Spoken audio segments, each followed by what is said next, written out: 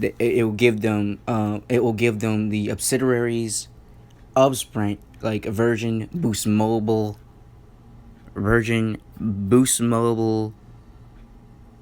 Um, who else? Um, Boost Mobile. Hold on. This doesn't go into detail about what they're acquiring. Um, but okay, you know what? Forget it. I'm just gonna take. Also another source I would go to is CNET, because they cover this as well. This will go into detail as well. But the T-Mobile merger, Dish will merge as the fourth carrier, cell phone provider besides AT&T, Verizon, and T-Mobile. But what T-Mobile wants, Dish vows that they will have 70% of U.S. with 5G by 2023.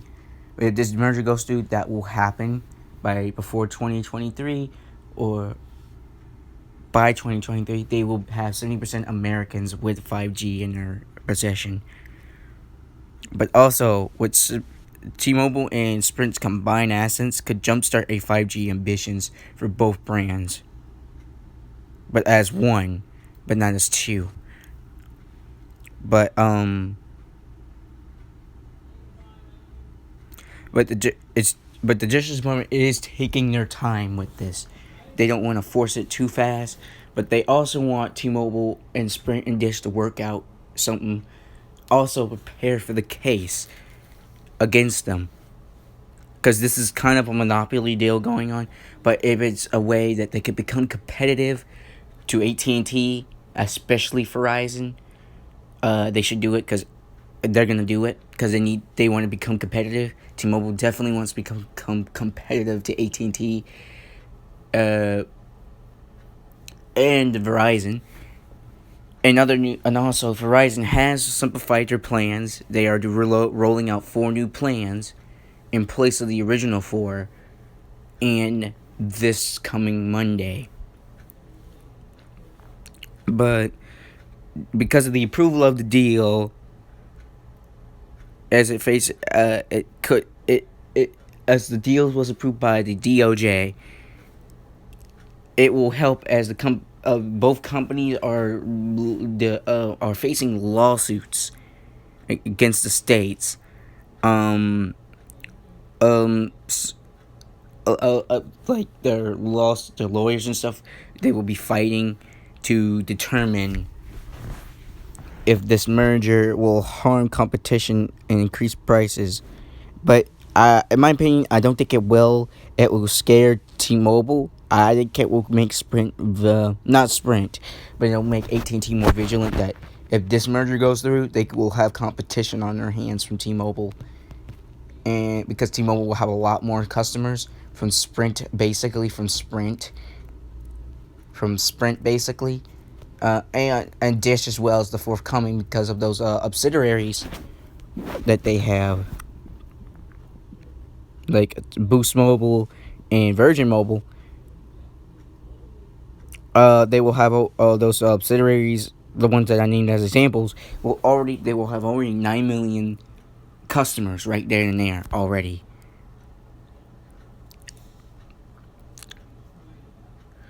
Like right now, remember, but the issue is right now, will T-Mobile carry over the stuff like Netflix on us or Hulu on us, or like Sprint, like for instance, Sprint offers Hulu on them, but T-Mobile also offers Netflix on them. So how would that work? Would they offer both, or would they merge the 2 deals into one deal where they offer both services for free, with a standard account for both, for 2 devices on the network at a time? But also, because Sprint offers Hulu, Tidal, and Amazon, what will happen to the Tidal and Amazon deals with Sprint? No one knows about this yet. I don't even know, but because Amazon Prime is offered with Sprint deals, I don't know, will they take that Amazon deal and put it with their stuff as well with the merger? We don't know about that yet.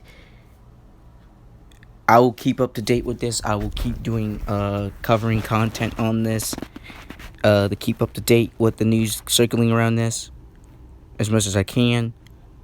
Right now, as it stands, this merger is already approved. They just have to face the states and say and come to a deal where it won't not harm competition. But at the moment, it looks like the deal is finalized. But right now, okay, so here's the section. Why is a merger? But it's because T-Mobile is having long courted each other. But this logic it is simple because Verizon and AT&T, they are bigger competitors to Sprint and T-Mobile, and they've been around for much longer than Sprint and T-Mobile. But remember, Sprint came in, I think, the late 90s and the early 2000s, and they've been gaining customer support ever since, and getting a series like they have a series like Virgin and Boost. But a merger, but if the merger does, there's a reason why there's a merger is because it would create stronger competition for T-Mobile and Verizon. But why is it happening now is because T-Mobile and Sprint have already tried this already 2 times to merge. Once in 2014, with the Sprint parent SoftBank, and a deal with T-Mobile, because the regulators didn't want this to happen, and DC were not keen on keeping foreign national competitors at the time. But the current administration of the Federal Commission, the FCC, they're more open to do a deal where they merge but also have another competitor come in, like a satellite provider or something, to make stronger competition. And says in close, but the second time around they got close, and it was in 2017. The deal fell apart late that year though, when the bank, of Sprint, T-Mobile parent Deutsche Telekom, they couldn't come to an agreement on how much control each side would get on each end. But now it's happening. I'm guessing at this point T-Mobile is just gonna take over completely Sprint's assets anyway. They're gonna probably rebrand all the stores as their own, and what's gonna happen? It's gonna happen. So, is the deal final? The deal has been approved, but is it going to be a slam dunk for T-Mobile and Sprint to merge? I'm going to say yes, because this is going to help a lot of Sprint customers that are dealing with subpar service, subpar data restrictions. Even with the basic unlimited and higher unlimited with Sprint deals, what Sprint offers, is that some people are getting dead spots in rural areas. The T-Mobile has great experience with rural areas and cities. Sprint really doesn't have that kind of good standing in rural areas and cities. There's a lot of dead spots in rural areas like Georgia and South Carolina and Florida. So the deals go through. It's a 50-50 win for both companies.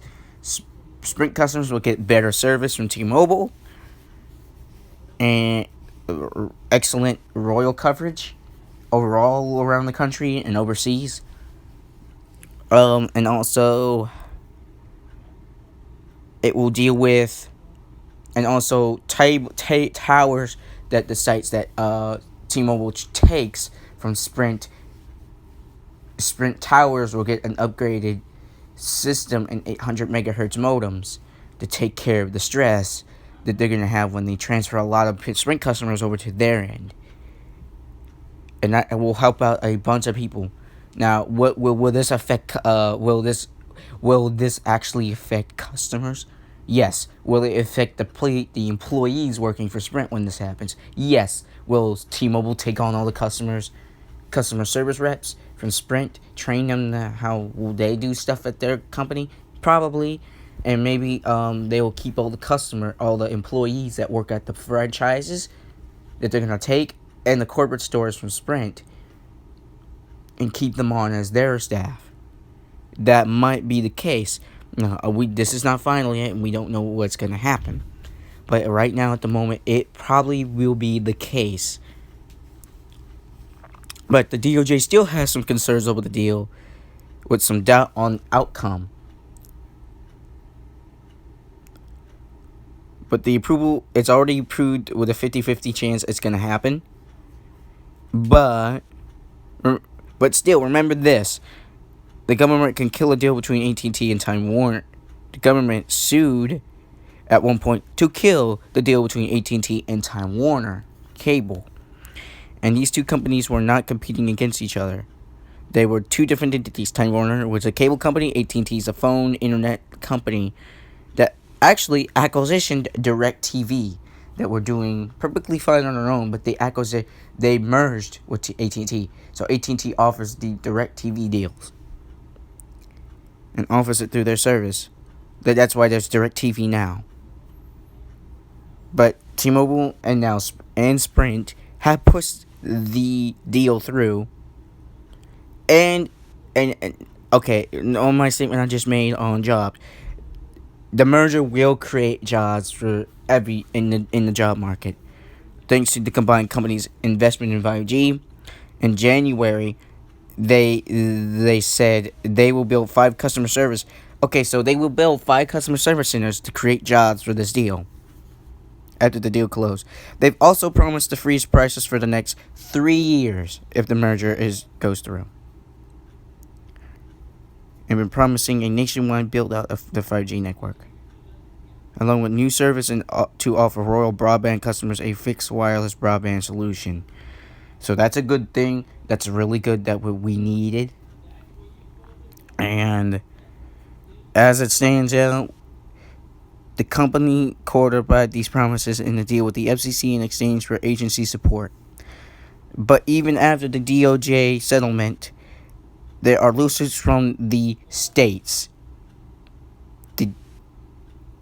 A group of 13 attorneys generals of the District of Columbia, led by New York Attorney General Leah James and California Attorney General Xavier Becerra, filed to join the multi-state lawsuit last month, claiming the merger would deprive consumers of benefits of a corporation drive up prices of cell phone services. Now, if they're worried about that, but already they got approval. Both companies have approved this. They got approved by the FCC as long as it creates jobs, and they said they're gonna freeze the prices of the deals and provide rural broadband solutions for the next 3 years. Well, freeze cell phone prices for 3 years, and also provide a rural broadband solution for rural areas. But right now, where I am living, the state I'm living in is a city, basically, where I live. Not a big city like Atlanta or New York, but like a mini city. So, they're saying that it's deprived, but already in this post it's stated. So I think they're worried about like a monopoly. They're worried about a monopoly. I understand, but there's got to be competition somewhere. But if this is coming in on the merger and taking over the subsidiaries of Sprint, it will create competition. So really, okay. But this also says on Friday, the attorneys general from Nebraska, Kansas, Ohio, Oklahoma, and South Dakota signed on to the Justice Department settlement. New York and California, however, said they plan to continue with their suits. So most of them, like Nebraska, Kansas, and Ohio, Oklahoma, and South Dakota, they have signed the Justice Department settlement. So they're on board with this. But New York and California are worried about monopolies. But these cities are monopolies in themselves already, right? Because they have a lot of companies like Apple, Nintendo, Microsoft stores.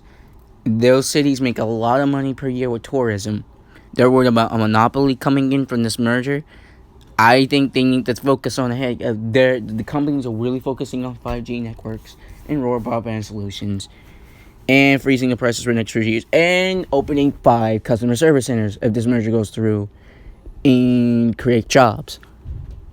They need to think about it, and I think they're thinking about it, but they want to continue with the suits. So they want to continue with the suits, but it's really hurting business. So, okay, the next section is what the Justice Department has hammered out. The Justice Department is positioning Dish as a potential fourth carrier. They are positioning this as Dish is going to become a fourth carrier. And Dish is probably opened up about this in the news. I hope so, because Dish is already competitive enough in the satellite market. Maybe they could dip broadband out. This would answer the agency's concern that the deal would leave the U.S. wireless market competitive with just AT&T, Verizon, and T-Mobile as national players. So basically, what I'm going to say on this section right now is Dish will come into this. If they come into this, they will be competitive because they already got 9 million customers from those Sprint subsidiaries, and make more spectrum. They will already have spectrum, right?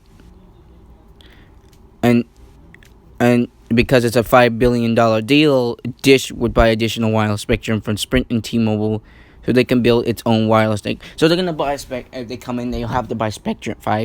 Part of this $5 billion deal, they will have to take spectrum from T-Mobile, buy it from Sprint and T-Mobile to build their own wireless network. Sprint and T-Mobile would also sell Sprint prepaid services like Boost Mobile, Virgin, and Sprint prepaid to Dish as a part of the deal. Dish would get 7-year wholesale agreement to sell T-Mobile wireless service under Dish brand while it builds out its own 5G network. So Dish is getting a good deal out of this, even though they have to buy their own spectrum from the two carriers, but they get to sell under their name T-Mobile service until they buy their own. They develop and make their own 5G network. That's a good deal. T-Mobile and Dish also have a deal potentially at least Dish 600 unused 600 megahertz spectrum for use as 5G rollout. So that's a good thing too. That will 600. So Dish has unused 600 megahertz spectrum. That's a good thing because then that will help out the alleviation of people coming over from Sprint to T-Mobile service. Because when the merger happens, a lot of people are going to be switched over to T-Mobile's deals and promotions and service, and be switched over to their phones. And that 600 megahertz spectrum will help indefinitely. And because there's also 800 spectrum from another source coming, it will definitely help with the backup and slowdowns of the service and make a better transition for people. Okay, so why would Dish want to make a decision? Because I think they would like to venture out in a bigger market, cell phone services, and also they probably will want to roll out a 5G network too.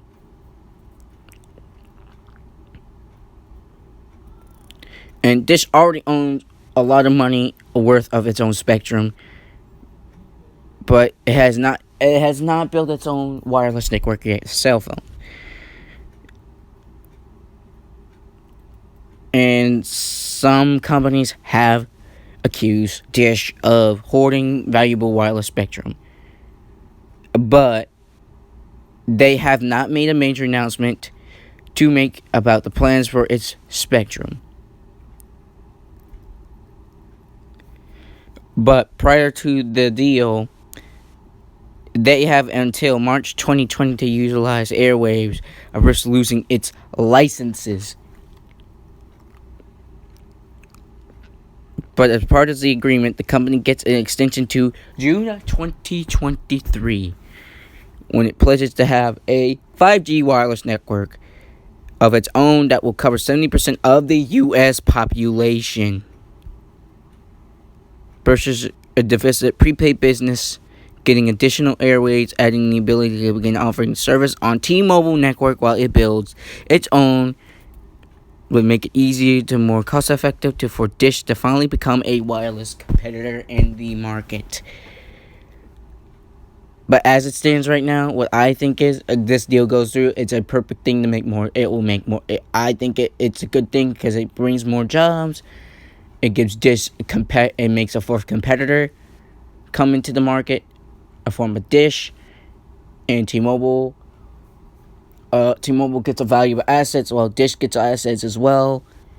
And spectrum will be increased for T-Mobile, and Dish will be able to make its own network by using the T-Mobile service until they make their own 5G, and it makes more competition in the cell phone cellular selling market, in my opinion.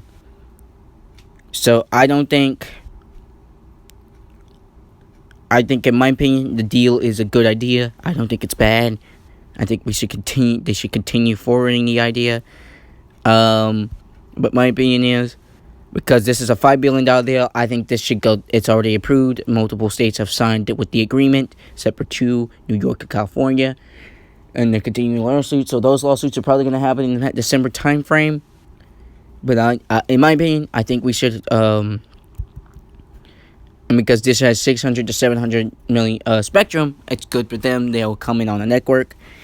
And also with the deal, it'll expand their licenses with their airwaves until 2023. And that's a good thing for them to be able to make their network, build up their network, and then start selling their own network instead of T-Mobile's, and be able to supply 70% of the U.S. population with 5G. So this is my stance on the